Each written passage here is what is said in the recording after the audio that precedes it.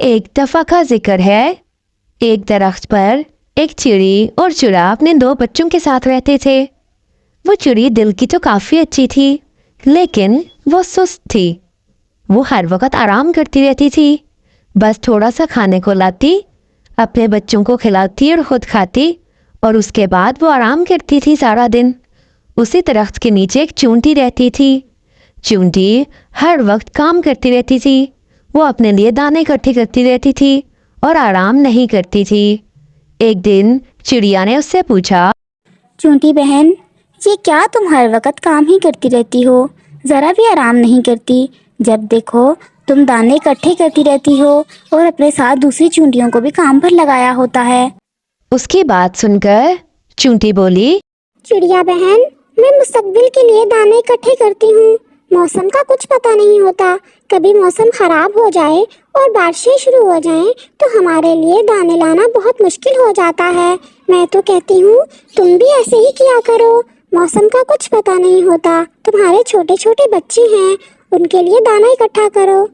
نہیں بہن، ہم پنچھی ہیں، ہمیں جب بھی کچھ کھانے کو چاہیے ہوگا ہم جلدی سے جا کر لے آتے ہیں، ہمیں اس طرح سے اتنی محنت کرنے کی ضرورت نہیں ہے، ہم تو بس آرام کرتے ہیں۔ چونٹی اپنے بل میں چلے گئی۔ کچھ دن گزرے، موسم بہت خراب ہو گیا، بارشیں تھیں کہ رکنے کا نام ہی نہیں لے رہی تھیں۔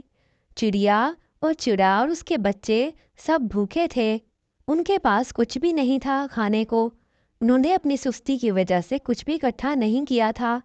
بچے بھوک سے تڑپ رہے تھے، چڑیا بھی بہت پریشان تھی۔